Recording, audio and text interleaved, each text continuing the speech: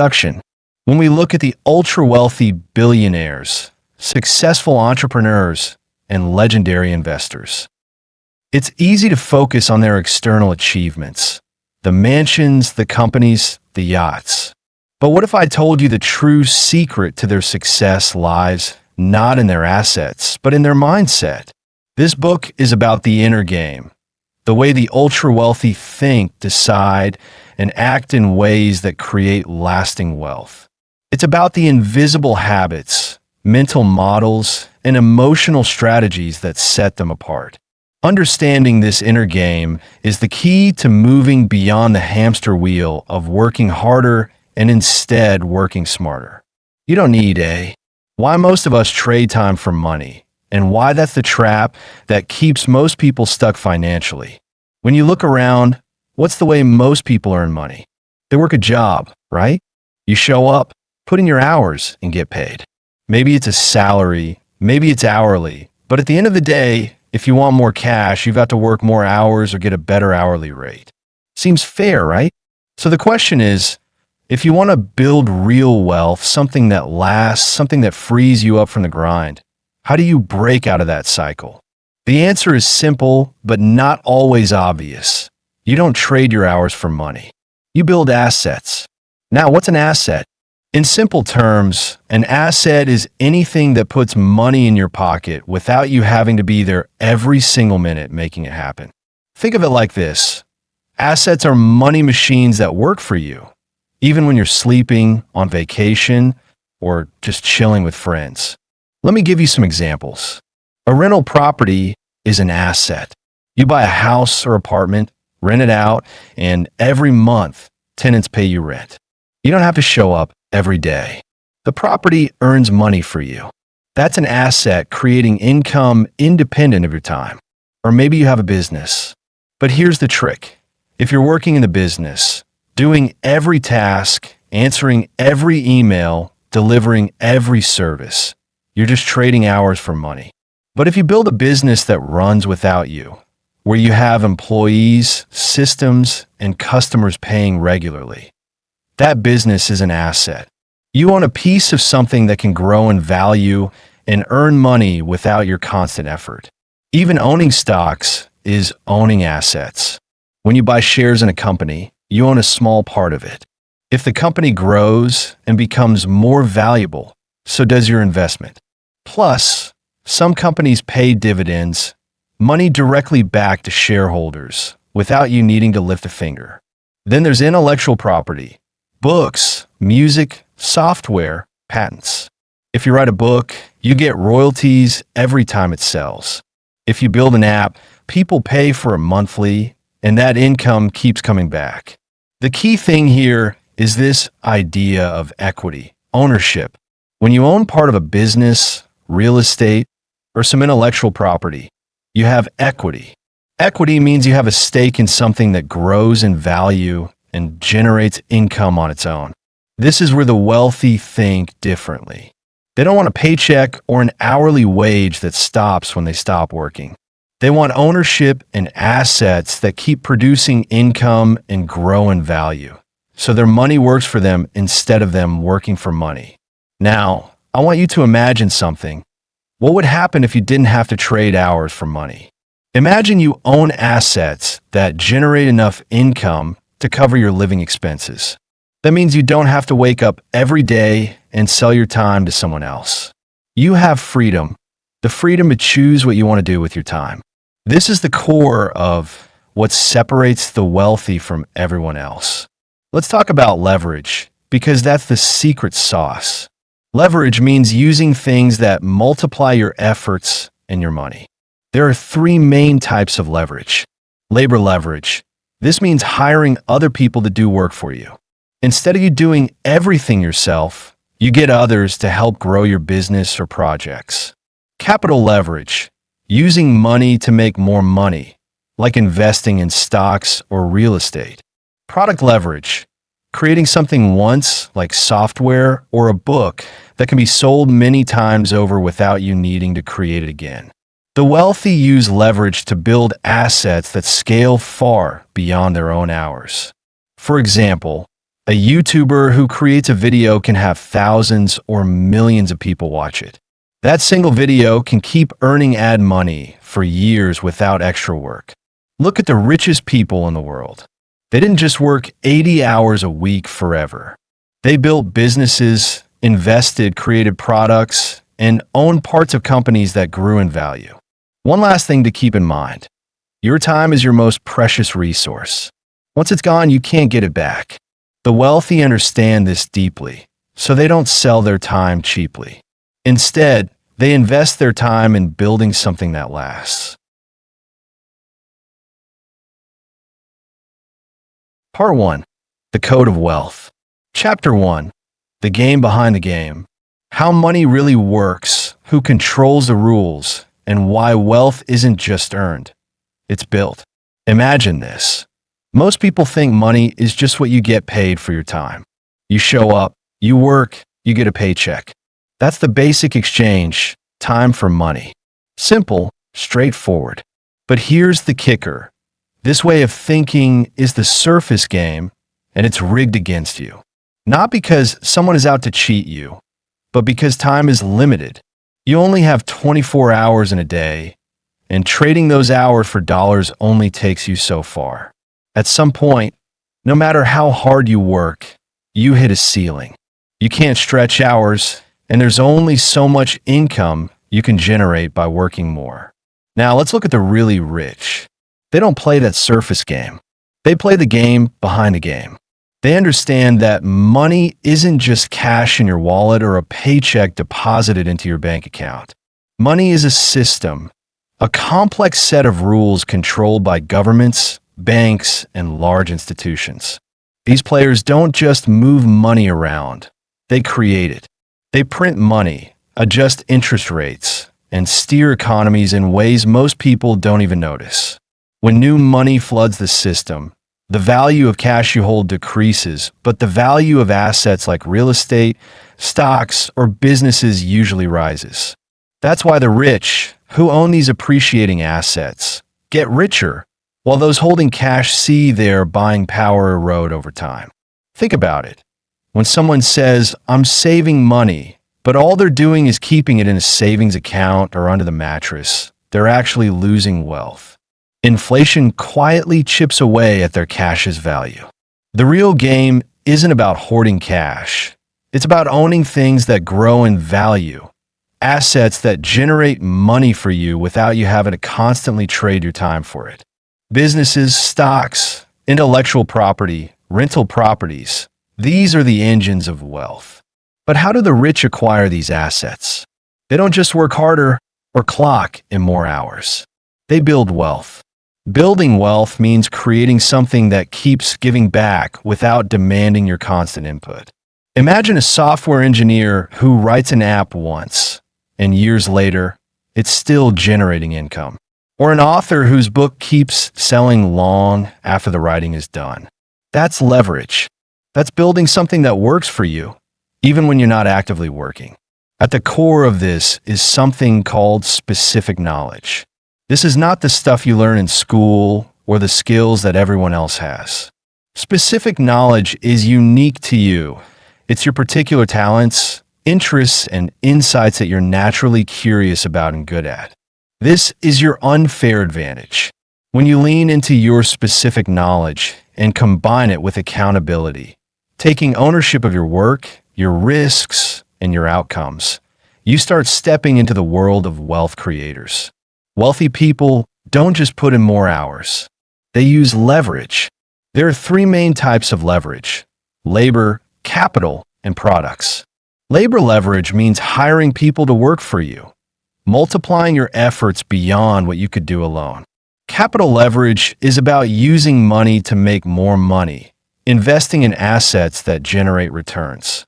Product leverage involves building software, media, or content that can scale infinitely without extra effort on your part. This last form of leverage, products, is the modern frontier. One creator can reach millions without working more hours. At the heart of all this is time. Wealth grows exponentially through compound interest. the magic of earning returns on your returns. But most people want quick wins. They jump from job to job, chase the latest trend, and burn out fast. The truly wealthy play the long game. They build relationships and reputations that compound over years, not quarters. They're patient, strategic, and focused on durable, sustainable growth. The rules of the game might be set by powerful institutions and governments, but here's the secret. You don't need to fight them head on. You just need to understand their game and position yourself smartly within it. Shifting from being someone who trades time for money to someone who builds scalable assets changes everything. Instead of asking, "How much do I make per hour?" start asking, "What can I build once that will earn many times over?" Instead of looking for safe, incremental steps, look for smart bets with asymmetric upside, situations where the potential reward far outweighs the risk. Most people miss this because it's quiet, slow work. There are no overnight success stories here, no viral sensations that get rich quick. It requires patience and persistence. But that's the price of true freedom, not just financial freedom, but freedom of time and choice.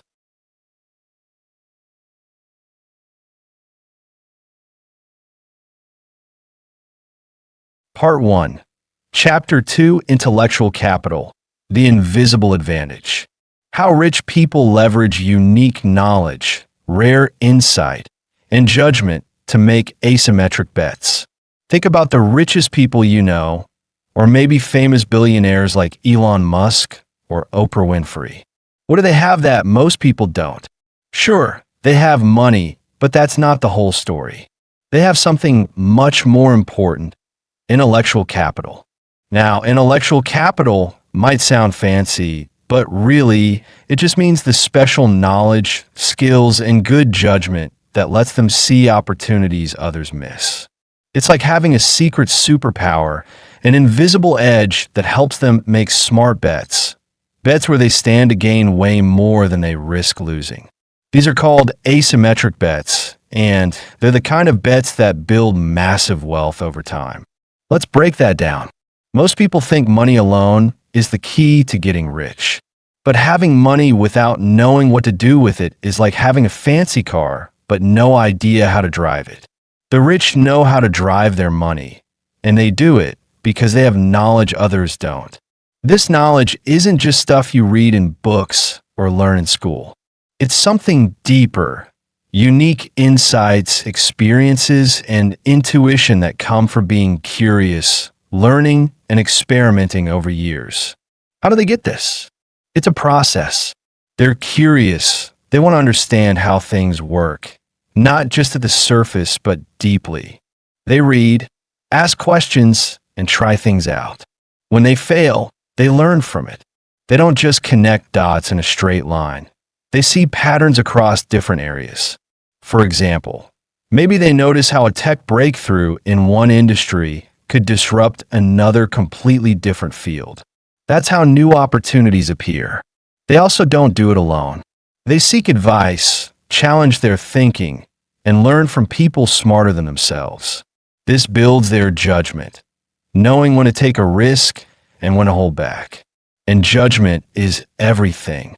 You can have knowledge, but without good judgment, you might bet on the wrong things. Now, here's why this matters. With this intellectual capital, they can make asymmetric bets. Imagine you invest in 10 startups. Most will fail, but one or two could explode in value. Because of their knowledge and judgment, they pick those few winners more often than not. And when one wins big, it more than makes up for all the losses. This ability to make smart, high-upside bets is what grows their wealth exponentially. Regular people often chase safe bets that only grow a little. The rich use their invisible advantage to take calculated risks with huge potential rewards. You might be wondering, can anyone do this? The answer is yes, but it takes time and effort. Building intellectual capital isn't about memorizing facts or getting fancy degrees. It's about developing your specific knowledge, the things you're naturally good at or passionate about, things you can't easily be replaced in. This kind of knowledge grows as you follow your curiosity and put in the work over years. And here's something else important. The world is always changing. Technologies come and go, markets rise and fall. But intellectual capital is portable. If you have good judgment and unique skills, you can adapt and find new ways to create value no matter what shifts happen. In fact, nowadays, intellectual capital is like the new physical capital. You don't need huge factories or land to get rich anymore. You need unique ideas, skills, and judgment. And the internet helps spread those ideas far and wide. A single person can build an app or write a blog that reaches millions. So what does this mean for you? It means your best bet for building wealth is to invest in yourself, your knowledge, your skills, your judgment. Read deeply, experiment often, seek mentors, and think for yourself. Don't just chase money or status. Build your invisible advantage. When you do, you'll start spotting opportunities others miss. You'll learn to place bets with big upside and limited downside. And over time, this is how wealth grows, not from luck, but from smart, informed decisions and patience. So if you want to get rich or just build a life of freedom and choice, focus on building your intellectual capital, because that's the game behind the game, the invisible advantage the wealthy use to win. Part 1. Chapter 3 Assets, Not Ours. Why the wealthy never trade time for money, and how they build equity instead. Why most of us trade time for money, and why that's the trap that keeps most people stuck financially. When you look around, what's the way most people earn money? They work a job, right? You show up, put in your hours, and get paid. Maybe it's a salary, maybe it's hourly, but at the end of the day, if you want more cash, you got to work more hours or get a better hourly rate. Seems fair, right? So the question is, if you want to build real wealth, something that lasts, something that frees you up from the grind, how do you break out of that cycle? The answer is simple, but not always obvious. You don't trade your hours for money. You build assets. Now, what's an asset? In simple terms, an asset is anything that puts money in your pocket without you having to be there every single minute making it happen. Think of it like this. Assets are money machines that work for you, even when you're sleeping, on vacation, or just chilling with friends. Let me give you some examples. A rental property is an asset. You buy a house or apartment, rent it out, and every month, tenants pay you rent. You don't have to show up every day. The property earns money for you. That's an asset creating income independent of your time. Or maybe you have a business. But here's the trick. If you're working in a business, doing every task, answering every email, delivering every service, you're just trading hours for money. But if you build a business that runs without you, where you have employees, systems, and customers paying regularly, that business is an asset. You own a piece of something that can grow in value and earn money without your constant effort. Even owning stocks is owning assets. When you buy shares in a company, you own a small part of it. If the company grows and becomes more valuable, so does your investment. Plus, some companies pay dividends, money directly back to shareholders without you needing to lift a finger. Then there's intellectual property, books, music, software, patents. If you write a book, you get royalties every time it sells. If you build an app, people pay for it monthly, and that income keeps coming back. The key thing here is this idea of equity, ownership. When you own part of a business, real estate, or some intellectual property, you have equity. Equity means you have a stake in something that grows in value and generates income on its own. This is where the wealthy think differently. They don't want a paycheck or an hourly wage that stops when they stop working. They want ownership and assets that keep producing income and grow in value. so their money worked for them instead of them working for money. Now, I want you to imagine something. What would happen if you didn't have to trade hours for money? Imagine you own assets that generate enough income to cover your living expenses. That means you don't have to wake up every day and sell your time to someone else. You have freedom, the freedom to choose what you want to do with your time. This is the core of what separates the wealthy from everyone else. Let's talk about leverage because that's the secret sauce. Leverage means using things that multiply your efforts and your money. There are three main types of leverage. Labor leverage. This means hiring other people to do work for you. Instead of you doing everything yourself, you get others to help grow your business or projects. Capital leverage. Using money to make more money, like investing in stocks or real estate. Product leverage. Creating something once, like software or a book, that can be sold many times over without you needing to create it again. The wealthy use leverage to build assets that scale far beyond their own hours.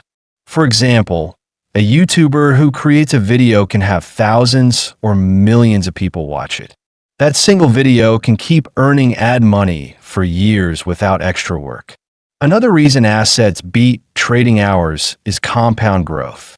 This means the value and income from your assets can grow over time, and the money you earn can be reinvested to earn even more. Over years and decades, this compounding can turn small investments or businesses into massive wealth. On the other hand, if you only trade hours for money, you get paid once, and when your time ends, so does your income. It's linear. 1 hour equals 1 paycheck. Here's the thing. Building assets takes time and work up front. You can't just snap your fingers and have a business or investment portfolio. But the payoff is worth it. Once you have assets producing income, your freedom grows. So, how do you start thinking like this? Step 1. Stop focusing on working more hours. Don't chase overtime or the next promotion as the only way to get rich. Step 2. Start focusing on building or owning assets. This might mean starting a side business, investing money, creating something valuable, or learning a skill that can be turned into a product or service that scales. Step 3. Use leverage. Can you hire help? Can you use technology to automate? Can you raise capital or find partners? Step 4. Be patient and think long-term. Assets don't usually make you rich overnight, but over years, they build wealth and freedom. Look at the richest people in the world. They didn't just work 80 hours a week forever. They built businesses, invested, created products, and owned parts of companies that grew in value. One last thing to keep in mind. Your time is your most precious resource. Once it's gone, you can't get it back. The wealthy understand this deeply, so they don't sell their time cheaply. Instead, they invest their time in building something that lasts. Part 1. Chapter 4 Systems Over Goals. Why billionaires don't grind. They build machines, incentives, and environments. Most people completely overlook when they try to understand how billionaires actually succeed. When we grow up, we're told to chase goals. That's the dominant advice, right? Set a big target, work hard, stay motivated, hustle every day, and someday, maybe you'll make it. That's what school teaches. That's what every motivational video screams at you. But here's the thing. That's not how the most successful people actually do it. The real secret isn't about goals at all. It's about systems. See, billionaires don't wake up every day grinding themselves into the ground trying to hit some short-term goal. They don't rely on bursts of motivation or endless willpower. They build systems, repeatable, scalable processes that produce results whether they feel like it or not, whether they're paying attention or not. Their lives are structured around machines, incentives, habits, and environments that do the heavy lifting for them. Let me explain what I mean by that. A goal is just an outcome. It's a one-time finish line. You might say, I want to make $1 million. Okay, great. That's a goal. But once you hit it, then what? You set another goal. Or maybe you don't hit it at all, and then you feel like a failure. Goals are binary. You either win or you don't. They don't help you become the kind of person who achieves success naturally. They just dangle a finish line in front of you and hope you make it. But a system, that's the engine behind the scenes. A system is how you operate daily. It's your habits, your process, your rhythm. It's the way you do things that naturally pulls you towards success again and again without needing to force it every time. Think about it like this. A goal is the score on the scoreboard. But a system is how the team practices, how they show up every day, how they train and play the game. You don't win games by staring at the scoreboard. You win by running great plays over and over. That's the mindset shift. Billionaires build systems. They don't just hope for results. They design mechanisms that produce results automatically. They create companies with operating structures, with teams, with defined processes. These businesses don't depend on them grinding 18 hours a day. They're built to function independently. They're machines. And it goes even deeper. They also build incentive systems. Elon Musk isn't in a factory building every Tesla with his hands. But he designed a structure where thousands of people are aligned with his mission, motivated by incentives, stock, purpose, vision, to move that mission forward. He doesn't have to push them every day. The system drives itself. Then there's environment. This is something most people underestimate. Successful people build environments that nudge them toward progress. They surround themselves with sharp people. They build teams that lift them. They remove distractions. They simplify. They create physical and social environments where the right actions become natural. When your environment is built to support your goals, it's not a grind. It's just the path of least resistance. Now, contrast that with how most people approach life. Most people say things like, I want to get rich or I want to lose weight, and then they go hard for a few weeks. They grind. They wake up early. They watch motivational videos. And sure, they feel good for a bit. But then life hits. Motivation fades. A bad day comes and they fall off. Why? Because they're relying on willpower. And willpower is fragile. It runs out. Systems don't. A system keeps working even when you're tired, even when you're distracted, even when you don't feel inspired. That's the real edge. That's the difference between someone who builds momentum over years and someone who keeps starting over every few months. Want a real-world example? Let's say someone is a content creator. If they just post videos whenever they feel like it, they'll never build consistency. But someone with a system, a weekly schedule, a checklist, a production process, they show up every time. And because of that, they grow. Not because they're better, but because they're more consistent. Or take an investor. One person jumps on every trendy startup they hear about. Another has a system, clear criteria, structured evaluation, disciplined decision-making. Who wins over the long run? The one with the system. Or let's talk about business. Someone starts a company and tries to do everything themselves. They answer every email, take every call, manage every customer. They burn out. But another person automates their customer support, hires smart people, builds workflows, and suddenly their company can grow even when they're on vacation. That's the power of systems. And here's the best part. You don't need to be a billionaire to build systems. You can start right now, right where you are. Build tiny systems in your own life. Create habits that remove friction. Automate the things you repeat. Delegate what someone else can do better. Don't wait for motivation to strike. Make it irrelevant by designing a process that runs whether you feel inspired or not.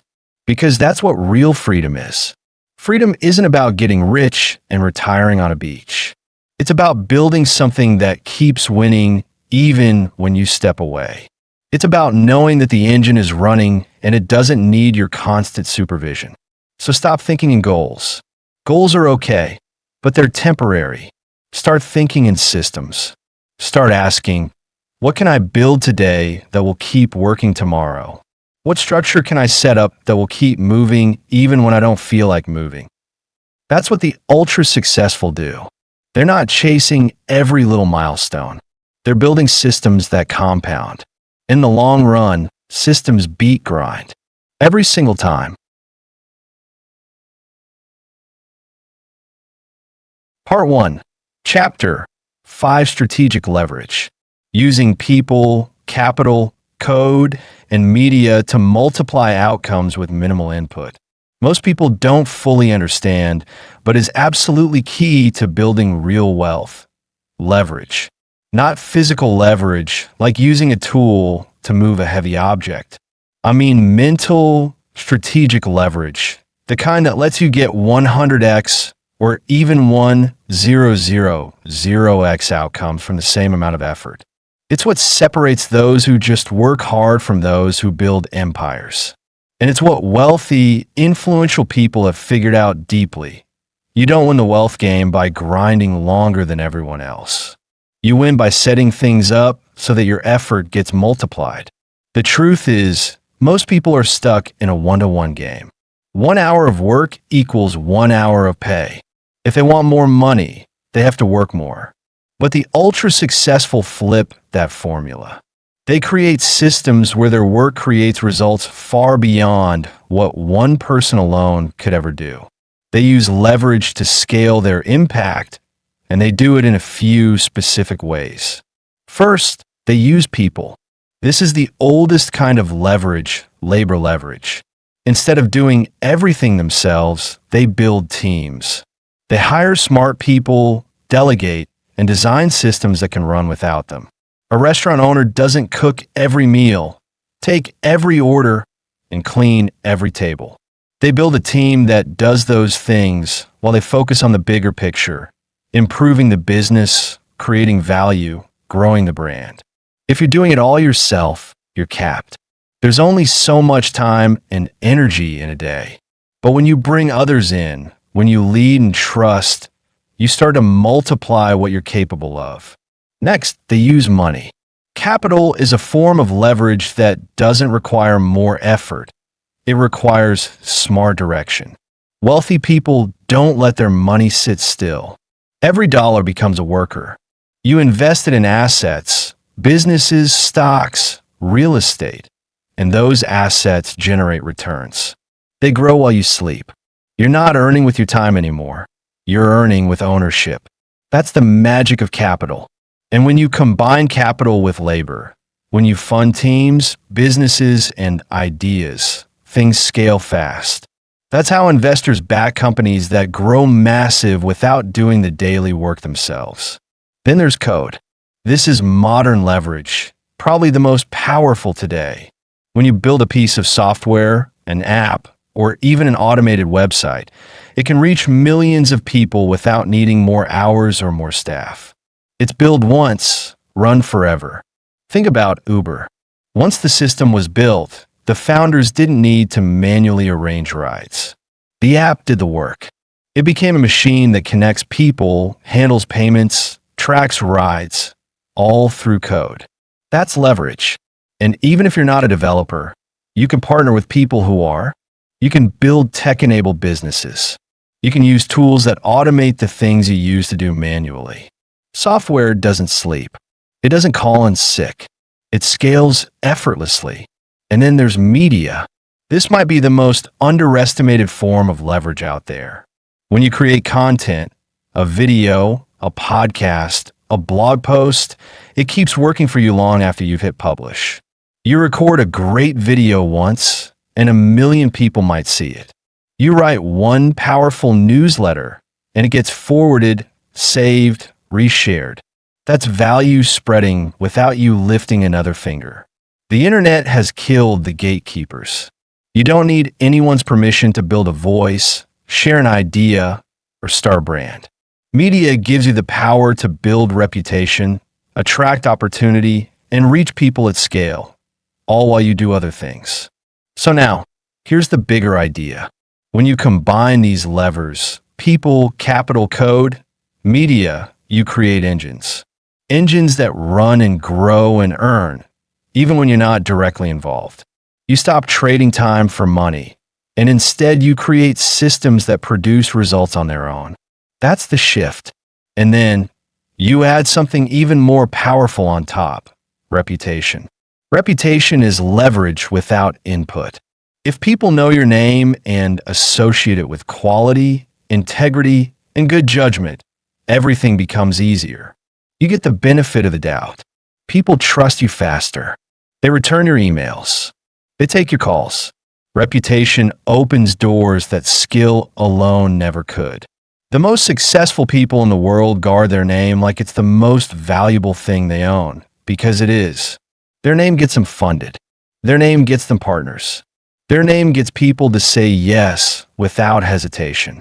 That's because they've built trust consistently over time. And once that trust is in place, it becomes a powerful, invisible asset.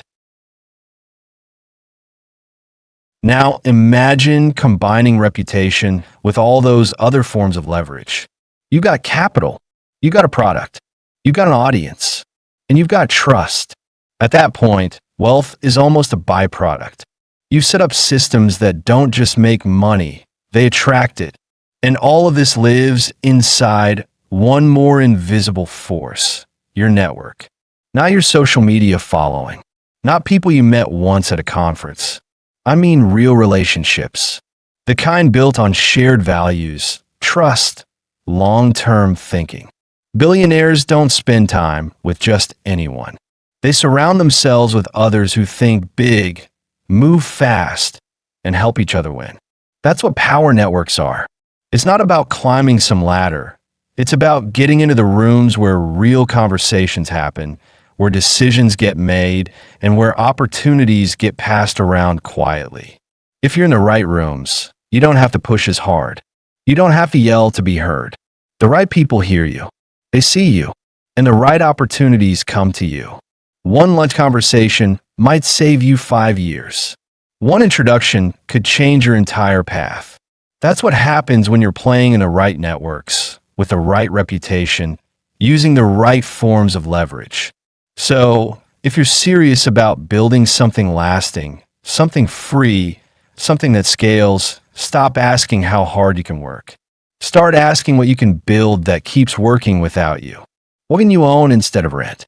What can you create once that keeps giving returns? Where are you investing your time? In reputation, in code, in content, in people, or just in more hours? Because the people who seem like they're everywhere, doing everything, they're not working 10x harder than you. They're just using smarter tools. They've set things up that scale. They're not grinding. They're building engines. And the best time to start building yours is now.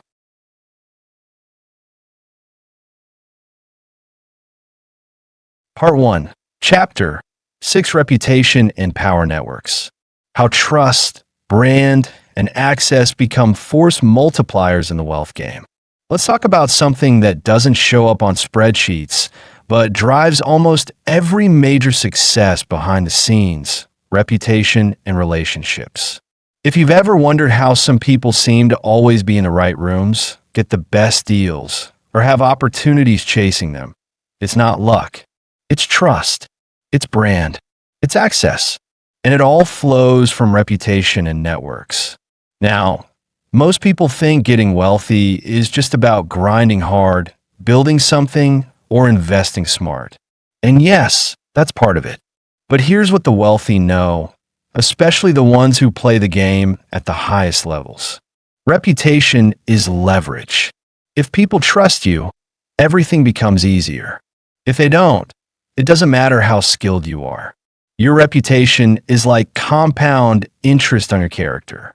Every honest deal you do, every time you deliver what you promise, every time you help someone without asking for something in return, that all builds trust. And over time, trust becomes a multiplier. People start to come to you. You don't need to pitch as hard. You don't need to convince as much.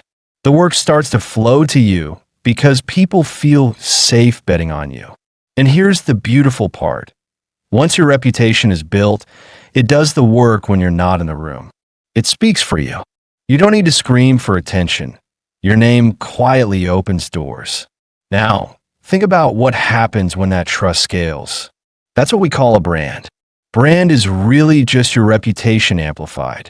A reputation is when 10 people trust you. A brand is when 10,000 do. It's what people say about you at scale. It's what travels ahead of you.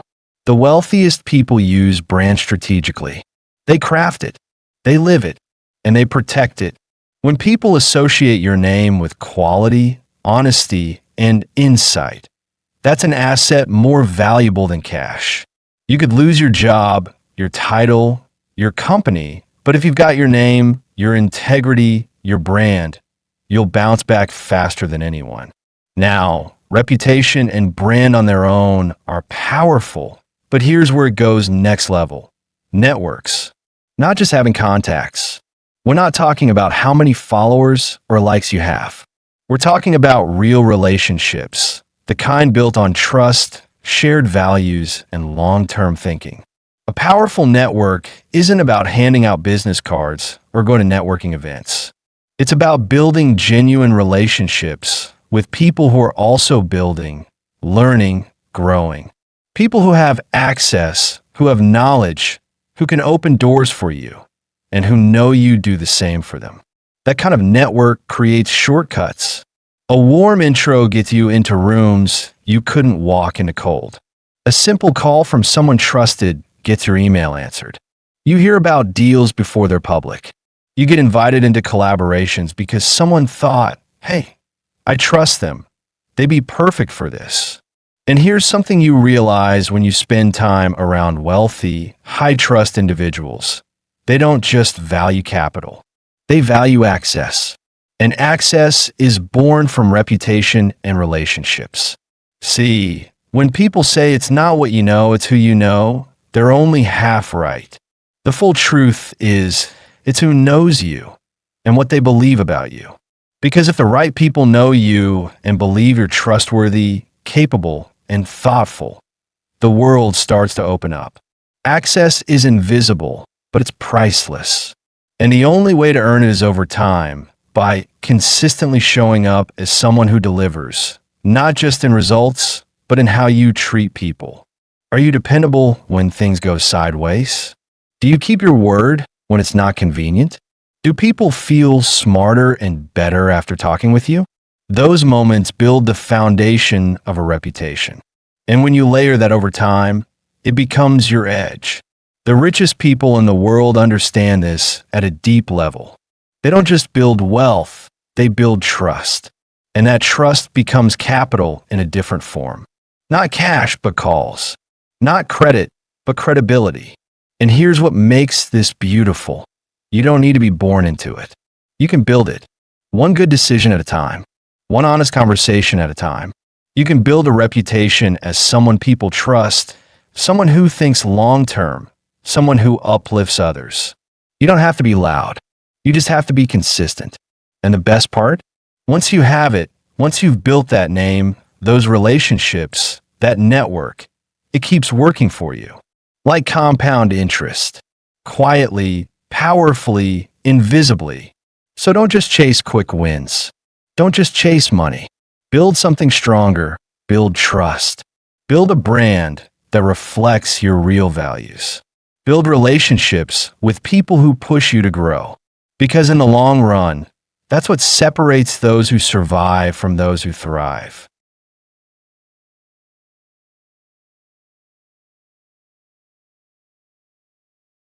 Chapter 7: Playing Infinite Games. Why the rich think in decades, not quarters, and never play zero-sum games. Let's talk about something subtle but incredibly powerful. The mindset difference between people who stay small and people who build lasting wealth, influence, and peace of mind. It comes down to this simple shift. Most people are playing finite games, while the wealthy, the truly successful, are playing infinite ones.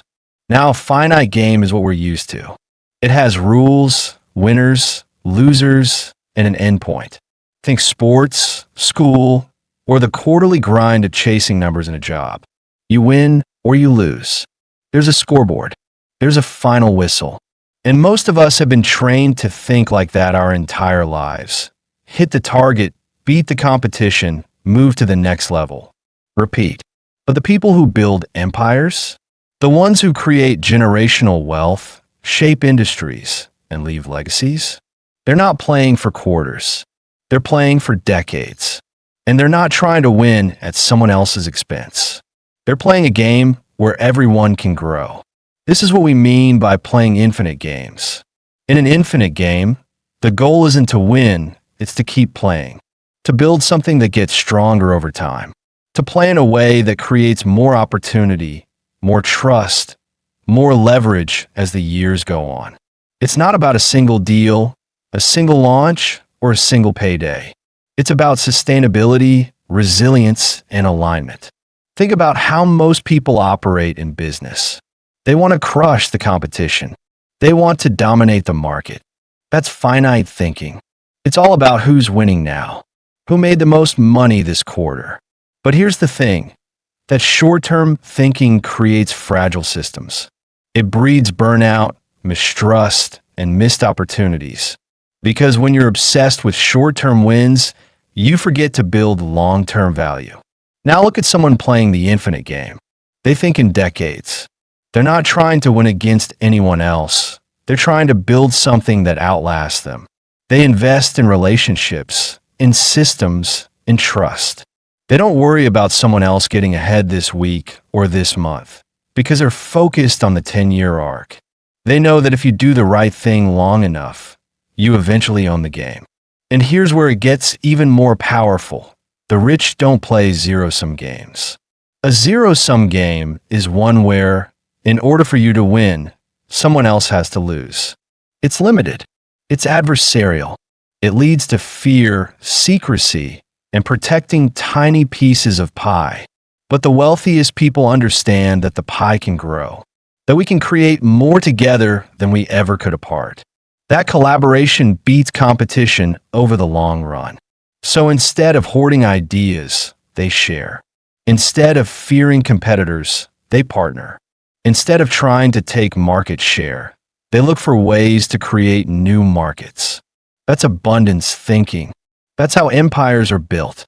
Look at someone like Jeff Bezos. He didn't build Amazon to win one quarter. He took losses for years. Why?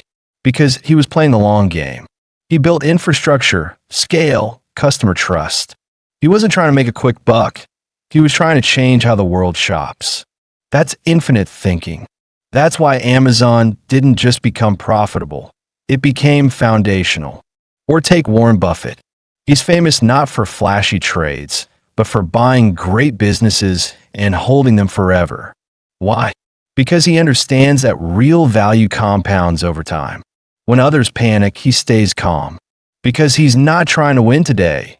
He's playing a 50-year game. And it's not just in business. Infinite thinking shows up in how the wealthy build relationships. They don't burn bridges over petty disagreements. They don't rush to cash in every favor. They invest in people. They earn trust slowly. And they know that over time, those relationships become far more valuable than any quick win ever could be. Because when you play infinite games, you don't just build wealth. You build reputation, access, and peace of mind. You build a name that opens doors. You build systems that free up your time. You build partnerships that last. And here's the thing, you don't need to be a billionaire to start thinking this way. You just need to stop chasing every short-term hit and start asking yourself, what am I building that will still matter in 10 years? Am I choosing things that grow stronger the longer I'm in them? Am I creating value that compounds? It changes how you approach everything. You stop worrying so much about today's score. You stop competing with everyone around you. You start designing your life around momentum, trust, and leverage. You stop playing tiny games and you start building something that lasts. That's how the wealthy think. That's how they move. And that's what sets them apart. Chapter 8: Emotional Wealth. The habits, beliefs, and internal frameworks that keep billionaires sane under pressure. Let's get real about something most people overlook when they think about success: emotional wealth. Everyone talks about money, stocks, real estate, businesses, and all that. But very few people talk about the one kind of wealth that actually keeps billionaires and top performers sane under pressure. That's emotional wealth. The calm, the peace, the mental and emotional habits that hold everything together when the world is spinning fast and the stakes are high. You see, having money doesn't automatically mean you're happy or free. In fact, if your mind is a mess, having a fat bank account just turns up the volume on your stress. The truly wealthy know this. They know that if they want to stay sharp, make clear decisions, and keep moving forward, they have to invest in their internal world just as much as their external one. Emotional wealth means having a mind that's clear, calm, and steady, even when things get crazy. It means you don't get swept away by every little crisis, every bit of bad news, or every emotional high and low. It means you build habits and mental frameworks that help you respond thoughtfully instead of reacting impulsively. At the heart of emotional wealth is clarity over noise. Imagine waking up every day and immediately feeling overwhelmed by a flood of messages, distractions, and pressures. Most people live in that chaos, but the wealthy protect their clarity. They create space to think, to focus, and to tune out what doesn't matter. They don't chase every shiny opportunity or say yes to everything. Instead, they choose what aligns with their values and focus on that relentlessly. This way, their energy isn't drained by distractions or pointless stress. Another key part is learning to respond, not react. When something stressful happens, the natural instinct is to panic, lash out, or spiral. But emotionally wealthy people have trained themselves to pause, breathe, and approach the situation calmly. This takes practice through meditation, journaling, or just quiet reflection.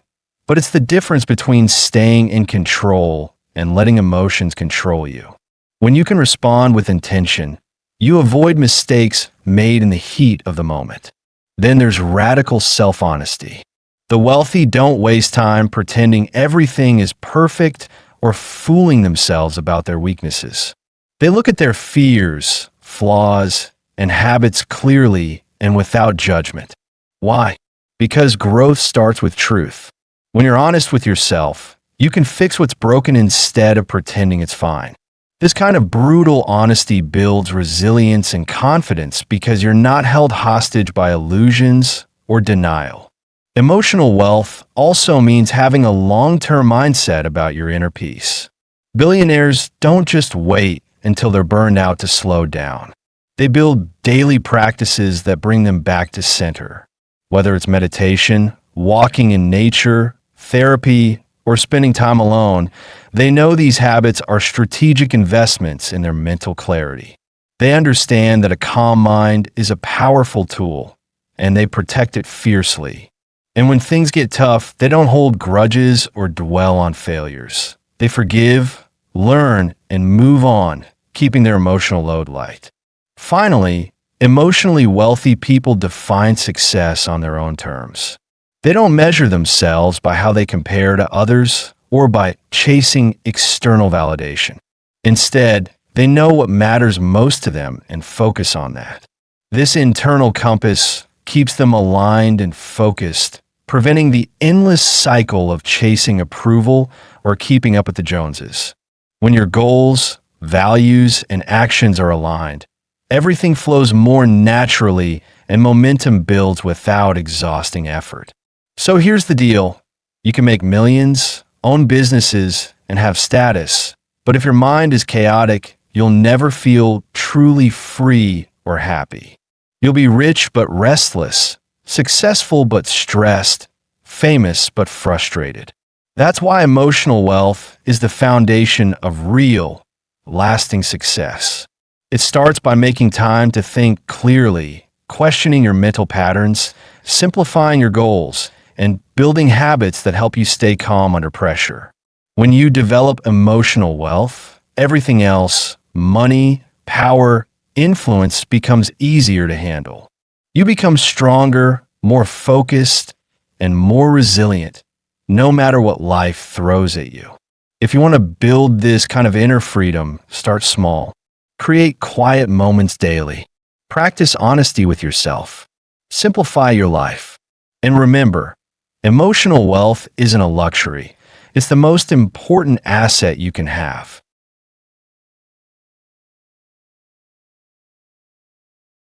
Chapter 9: Radical Clarity.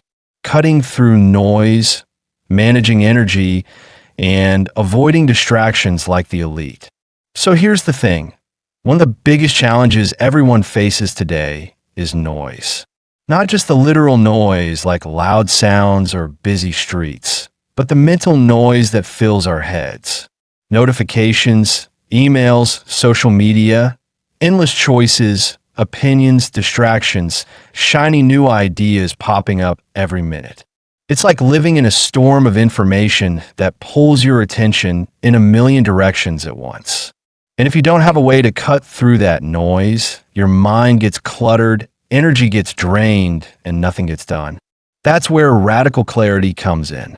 It's what separates the elite, billionaires, top entrepreneurs, high performers from the rest of us. Radical clarity means having laser-sharp focus on what truly matters, while cutting out everything else that distracts or dilutes your attention. Think of your mind like a spotlight.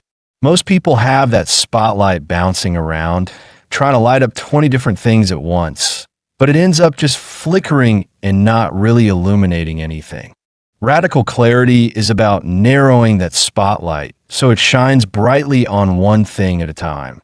The thing that actually moves the needle. How do they do it? First, they learn to manage their energy instead of just their time. You see, time is fixed. Everyone gets the same 24 hours, but energy fluctuates. Some hours you're sharp and energized, others you're drained or distracted. The elite know this, so they plan their most important work during their peak energy windows. When they're at their best, they attack the hardest tasks, the big moves, the creative thinking.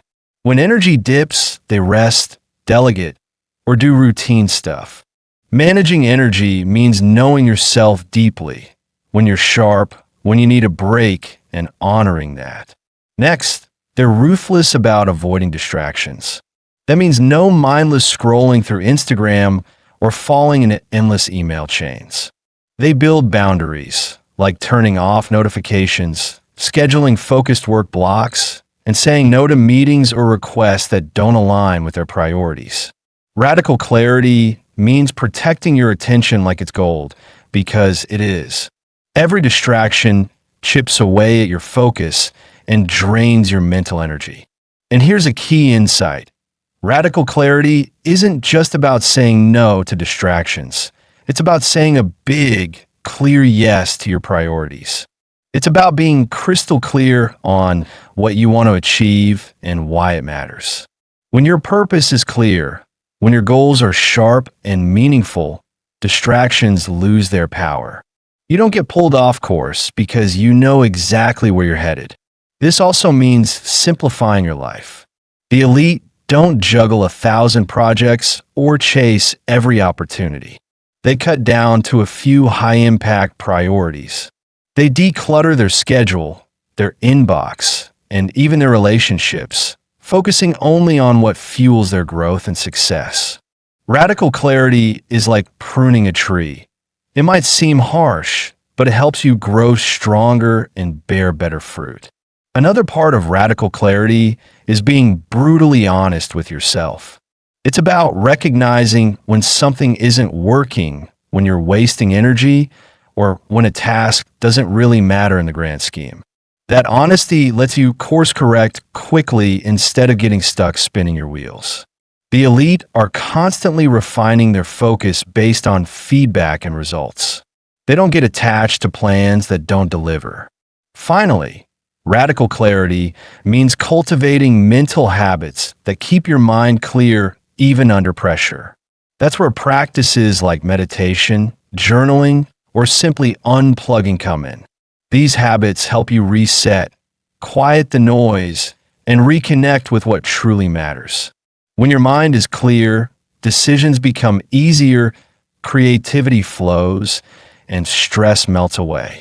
So to wrap it all up, radical clarity is about cutting through the noise, managing your energy wisely, avoiding distractions fiercely, simplifying relentlessly, and being honest with yourself about what truly deserves your focus. It's the mindset and practice that lets the elite move faster, think sharper, and achieve more without burning out.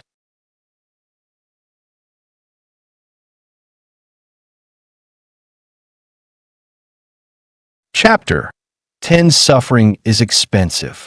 Why the rich optimize for peace, not pleasure, and pay to eliminate stress, not chase thrills. Let's talk about something most people don't realize about wealth and success. Suffering is expensive. I'm not just talking about physical pain or hardship.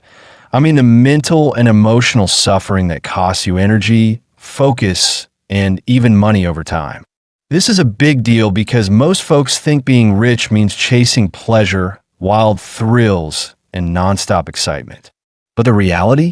The ultra-successful optimize for peace, not pleasure. They pay to avoid suffering and stress instead of chasing fleeting highs.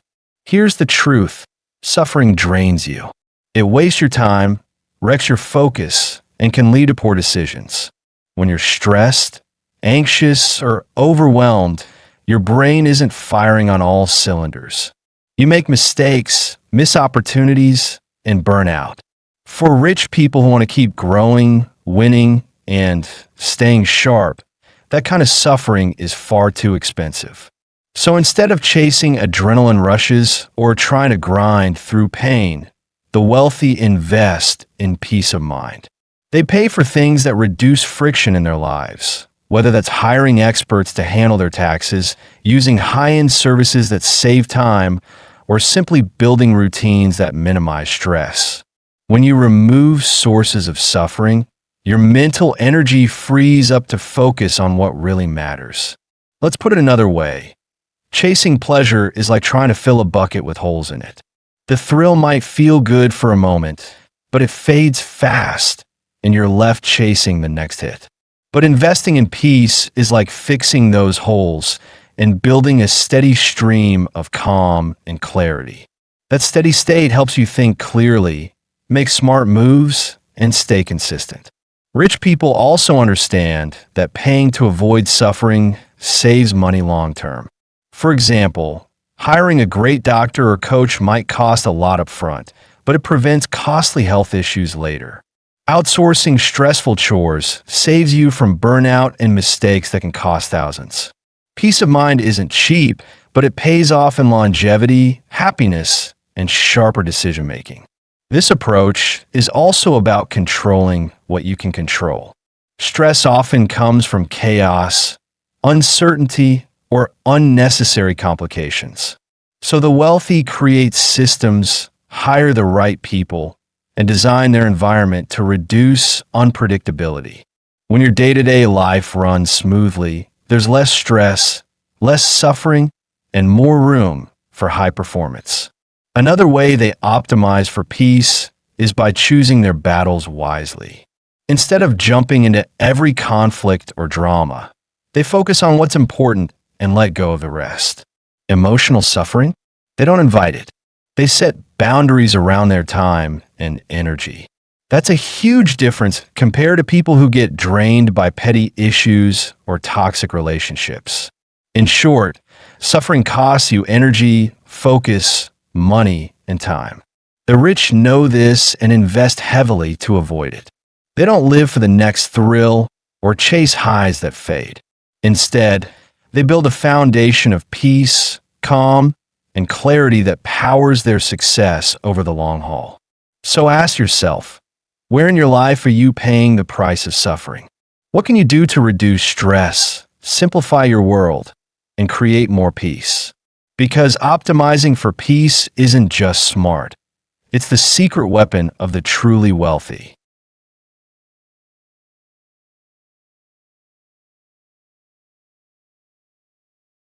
Part 3.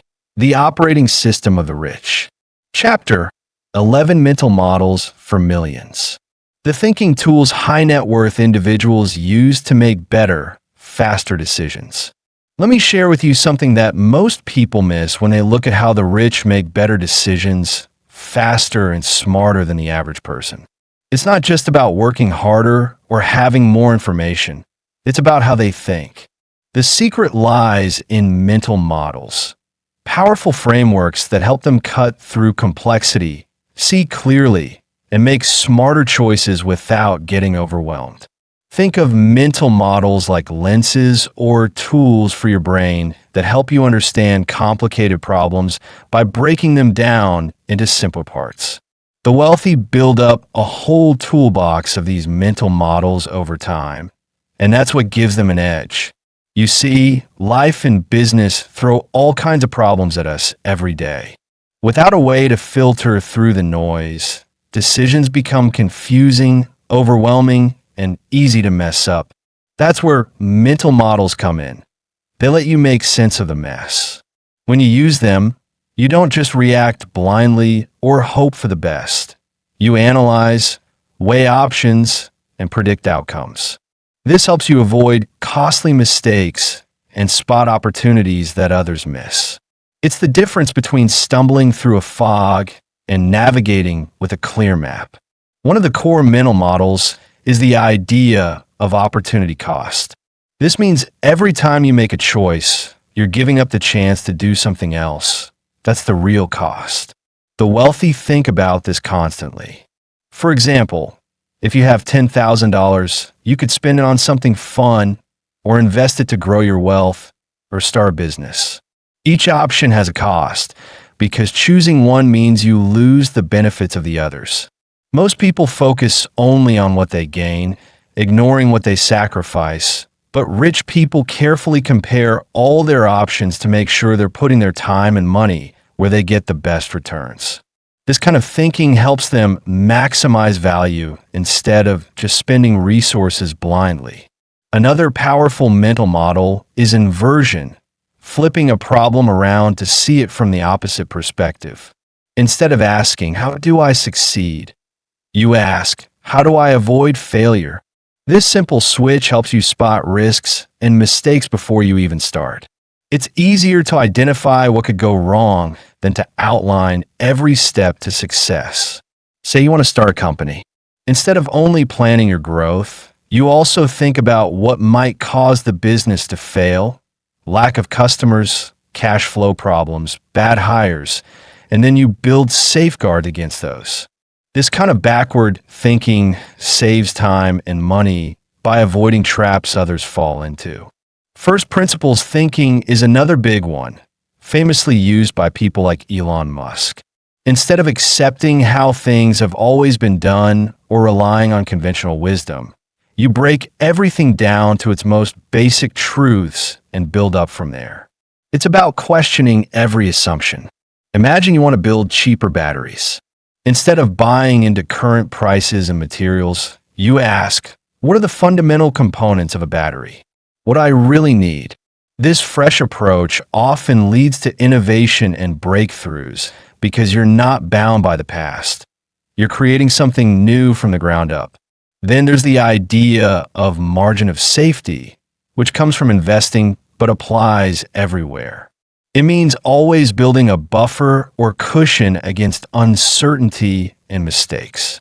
When investors buy stocks, they don't pay the highest price. They look for bargains so that if things go wrong, they won't lose everything.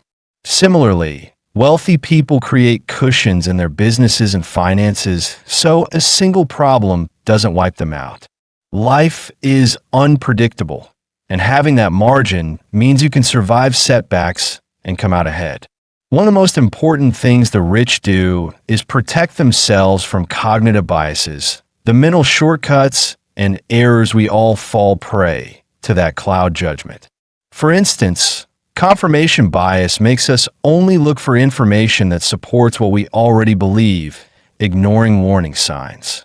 This traps many people into bad decisions because they refuse to question their beliefs. The wealthy actively fight this by seeking opposing viewpoints, challenging their assumptions, and being humble enough to admit mistakes. This openness keeps them sharp and adaptable. Probabilistic thinking is also key. Instead of pretending they can predict the future perfectly, wealthy individuals think in terms of probabilities, weighing the likelihood of different outcomes and making choices that maximize expected returns. For example, when choosing between a safe investment with small gains and a risky one with potential for big payoff, they assess the odds carefully and allocate resources accordingly. This kind of thinking keeps emotions in check and ensures decisions are rational and data-driven.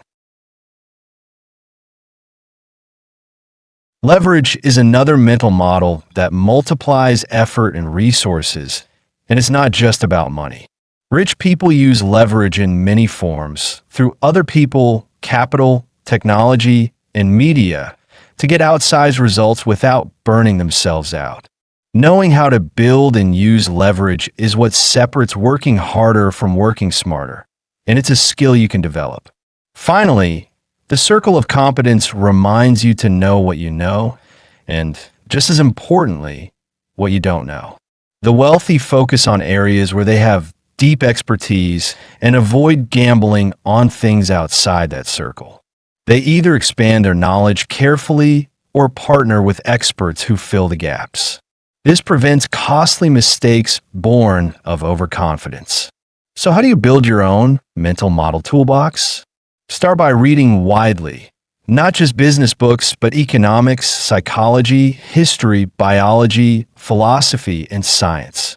Each field offers unique frameworks that help you see the world differently. Then practice applying these mental models every day. When you face a decision, ask yourself, what's the opportunity cost here? What would failure look like? Am I assuming something that might not be true? Do I have a margin of safety? Could I invert the problem? Chapter 12: First Principles Lifestyle Design. Reverse engineering the life you want and funding it with purpose, not payroll. Let's dive into something that changes the way people think about life and work. Most of us grow up with this idea. Get a job, work your way up, make a steady paycheck, and then maybe someday you'll have the life you want. But what if I told you that's the slowest, most limiting path to real freedom? The ultra-successful don't wait for the someday that may never come. They don't just accept the life they get by default. Instead, they design the life they want from the ground up and then figure out exactly how to fund and build it. This approach is called First Principles Lifestyle Design, and it's about thinking in a fundamentally different way. It's about breaking everything down to the basics, then reconstructing a life that works for you, not for your employer or the system. So what does first principles mean? It's a concept borrowed from science and philosophy, famously championed by people like Elon Musk. Instead of accepting the usual assumptions, you strip away everything until you're left with the undeniable truths, the first principles. Once you have those, you rebuild your strategy based on what's actually true, not on what everyone else says or does. When applied to lifestyle, it means understanding exactly what you want from life, what it takes to get there, and then designing a plan that doesn't rely on outdated or limiting ideas. Let's start with the basics. What does your ideal life look like? Think beyond a job title or salary. What kind of daily routine do you want? How do you want to spend your time? Who do you want to be around? Where do you want to live? What are your core values? What kind of impact do you want to make? Getting clear on these questions is the first step. Most people never do this. They let other people's ideas of success dictate their path, And that's why so many feel stuck or unhappy. Once you know your ideal life, the next step is to reverse engineer it. Imagine your perfect life is the destination. Now, instead of wandering blindly, you trace a path backward from that point. What do you need to have in place to live that way? What skills, resources, and habits are required? What kind of income do you need to support that lifestyle? What structures and systems do you need to create? This backward approach helps you avoid wasting time and energy chasing things that don't matter to your real goals. Now, here's the game changer: funding that life with purpose, not just a paycheck. Most people think money only comes from working a traditional job, trading hours for dollars. But this is a trap. When you rely solely on payroll income, you're locked into a limited number of hours and capped earnings. The wealthy think differently. They design income streams that support their ideal life and align with their passions and skills. They build businesses, investments, and other sources of cash flow that don't require them to punch a clock. This means your work isn't just about surviving or paying bills. It's about creating value in a way that fuels the life you want. You get paid not just for your time, but for your unique abilities, creativity, or the systems you build. You leverage your skills and resources to create multiple streams of income, which gives you freedom and security. If one stream slows down, others keep flowing. An important part of this lifestyle design is learning to detach your identity from your job title or paycheck. So many people tie their self-worth to what they do for money. The wealthy understand that your value isn't what someone pays you by the hour. It's the impact you create and the life you lead.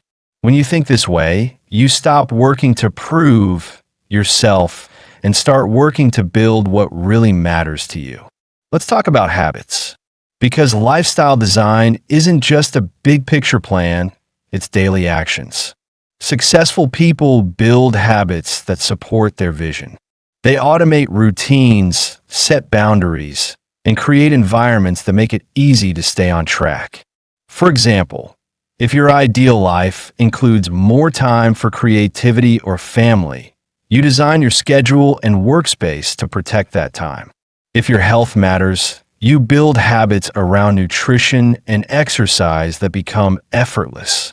Small daily choices add up to the life you want. Now, you might wonder, how do you get started if you're stuck in a job that doesn't fit your vision? The key is to start small and experiment. You don't need to quit your job tomorrow and overhaul everything at once. Begin by identifying one area of your life that's misaligned. Maybe your mornings are chaotic or your spending is out of control. Focus on fixing that first. Build a small system or habit that moves you closer to your ideal. Over time, these small changes compound into massive transformation. Funding your lifestyle also means mastering money management. Not just earning more, but being intentional about how you use what you have. This means cutting unnecessary expenses, avoiding consumer debt, and prioritizing investments in things that truly enhance your life. The wealthy view money as a tool, a means to create freedom and opportunity, not just as an end goal. When you see money this way, you make smarter financial choices that support your long-term vision. Another big part of First Principles lifestyle design is flexibility. Life is unpredictable. Your priorities and dreams will evolve. The wealthy build systems and income streams that can adapt to change. This might mean having a business that can run remotely, investments that generate passive income, or skills that transfer across industries. The goal isn't rigid control, but freedom. Freedom to change course when needed without losing everything. Here's where mindset comes into play. Designing a life this way requires courage and patience. You'll face doubts, setbacks, and pressure to conform to traditional paths. The wealthy get through this by holding on to their vision with radical clarity. They remind themselves why they're doing this, not for status or approval, but for genuine fulfillment and impact. This clarity keeps them focused and resilient, even when things get tough. And speaking of clarity, simplicity is your friend here. When you break down your ideal life into first principles, it becomes less overwhelming. You stop chasing every shiny opportunity and focus on what truly moves the needle. You eliminate distractions, unnecessary obligations, and noise. This simplification creates space for what really matters: deep relationships, meaningful work, health, and joy.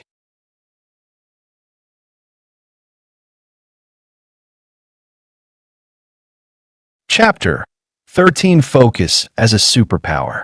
How the wealthy prioritize, say no, and build life around asymmetric returns. Let's get real about something most people don't understand when they look at successful, wealthy people. It's not just about working harder or having more skills. It's about focus, razor sharp, almost superhuman focus. Focus is the secret weapon the rich use to multiply their results. And it's what separates those who get a little ahead from those who explode their success. You see, most people waste energy trying to do too much. They say yes to every opportunity, every favor, every distraction. They spread themselves thin, juggling a million things that add up to very little. The wealthy? They do the exact opposite. They protect their attention like it's their most valuable asset, because it is. Their time and mental energy are finite, so they get very picky about how and where they spend it. This starts with prioritization. The wealthy don't try to do everything. They focus on what moves the needle the most, the few activities or projects that give them the biggest returns. Think of it like a spotlight. Instead of shining a dim light all over the place, they point a powerful beam right at the things that truly matter. This means ruthlessly cutting out noise, distractions, and low-value tasks. Now, how do they decide what matters? This is where the idea of asymmetric returns comes in. Not all efforts are created equal. Some actions, investments, or projects might cost you a lot of time and yield tiny rewards. Others might take a little effort but produce exponential results, 10x, 100x, or even more. The wealthy train themselves to spot these opportunities and pour their energy there. For example, imagine you're offered two opportunities. One requires 50 hours of work and will make you $500. The other needs 5 hours but will bring in $10,000. Which would you focus on? Most people get caught up in being busy and pick the first because it feels like work. But the wealthy chase the second because it has a much better payoff compared to the effort. That's asymmetric return. Saying no is a huge part of this focus game. It sounds simple, but it's incredibly hard for most people. We want to please others, avoid conflict, or just keep doors open. But every yes to something less important is a no to something more important: your priorities, your energy, your future. The wealthy are masters at saying no without guilt because they know it's what protects their focus and their progress. And it's not just about work. Focus is about life design too. They build routines, environments, and habits that minimize distractions and keep their mind clear. They don't check their phones every 5 minutes or get pulled into endless meetings. Instead, they schedule deep work, blocks of uninterrupted time to focus on their most important tasks. They also limit their commitments and social obligations to those that align with their goals and values. Let's talk about managing distractions, because this is where most people lose the game. The modern world is full of constant interruptions. Notifications, emails, social media, news, people asking for favors. It's a chaos storm for your attention. The wealthy know that every distraction chips away at their focus and energy. So they set strict boundaries, turning off notifications, batching emails, using tools to block distracting websites. and creating dedicated workspaces. Another big piece is energy management. Focus isn't just about willpower. It's about having the energy to sustain attention. The wealthy invest in their physical and mental health because they understand that sleep, nutrition, exercise, and breaks all affect their ability to focus deeply. They're not just grinding through exhaustion. They're optimizing their body and mind to perform at peak levels. Here's a mindset shift that makes all the difference. Instead of thinking, I have to work hard, think, I have to work smart on the right things. Focus lets you get more done in less time, not by multitasking, but by concentrating your efforts. It's like using a magnifying glass to start a fire. The sun's rays alone don't burn, but when focused, they create heat and flame. Your energy is the sun, and focus is that lens. Let me give you some concrete examples. Warren Buffett, one of the richest people in the world, famously keeps his schedule clear for deep thinking and only focuses on a few investments he understands really well. Jeff Bezos is known for making very few big decisions each day, reserving his mental energy for the things that truly move Amazon forward. They don't waste time on trivia or distractions. And this focus trickles down to how they say no. Tim Ferriss, a well-known entrepreneur, talks about a low-information diet. He avoids news and media that don't directly serve his goals because they only clutter his mind and steal time. Now, how can you build this kind of focus in your own life? Start by identifying your highest impact activities. What tasks or projects truly move you forward? Make a list, then ruthlessly cut out or delegate the rest. Next, practice saying no more often. It's a muscle. The more you use it, the easier it gets. Remember, every yes is a trade-off. Create routines that support focus. For instance, start your day by tackling your most important task first, when your energy is highest. Schedule blocks of time with no interruptions. Turn off your phone, close your email, and dive in. Use techniques like the Pomodoro method, where you work deeply for 25 minutes and then take a short break. Also, clean up your environment.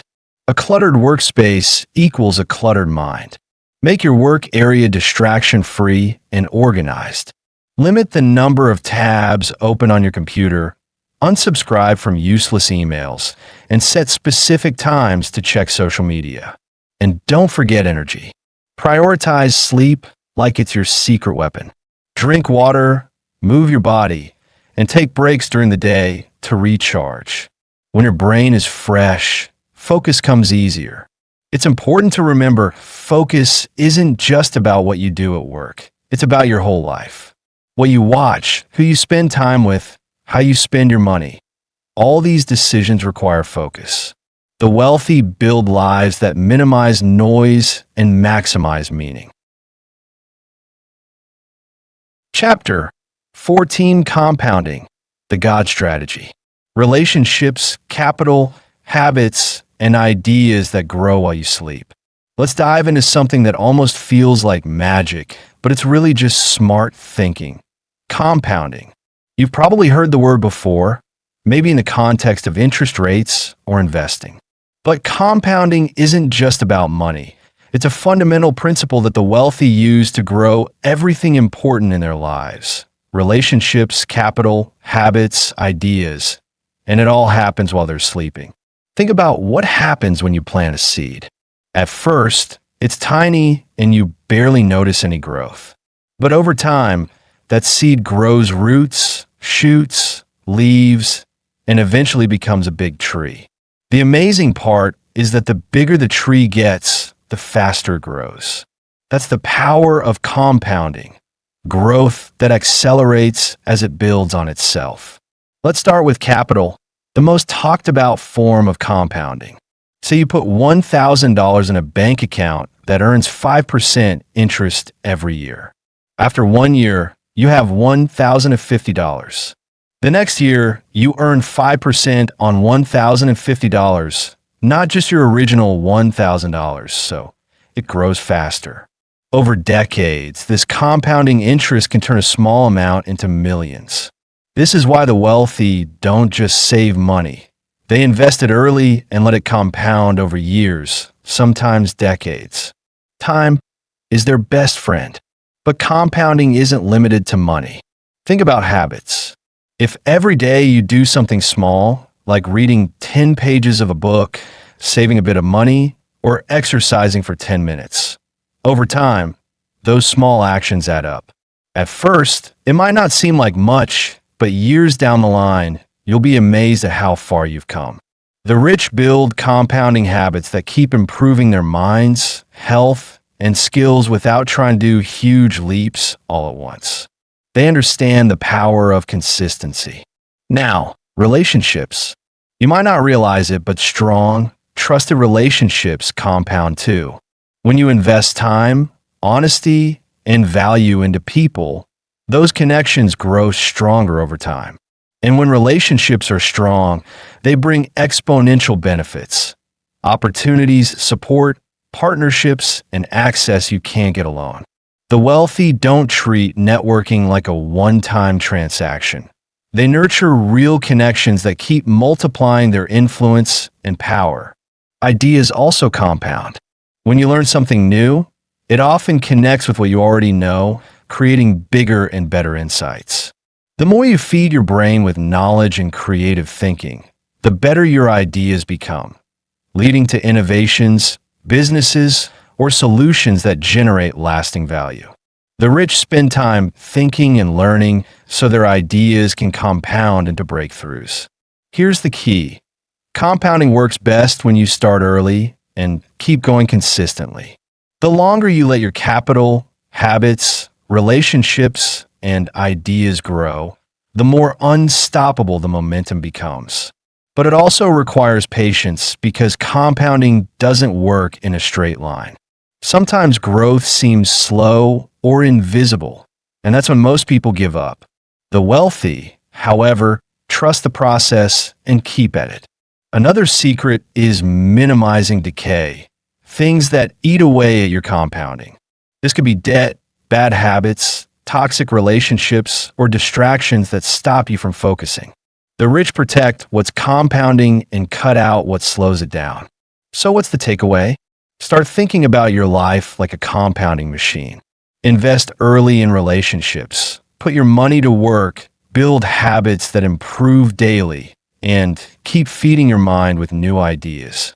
Over time, these small inputs will snowball into enormous growth, creating wealth, freedom, and success that you didn't have to chase every day. Remember, compounding is the God strategy because it's the only way to win big without burning out. While you're busy living your life, your investments, habits, and relationships are quietly working in the background, growing, multiplying, and setting you up for massive success down the road. So ask yourself, what am I planting today that will keep growing tomorrow? And how can I protect and nurture it so it compounds as powerfully as possible? Because that's how the wealthy really win. They don't rely on luck or short bursts of effort. They play the long game with compounding. And now that you understand this secret, you can start building your own compounding machine too.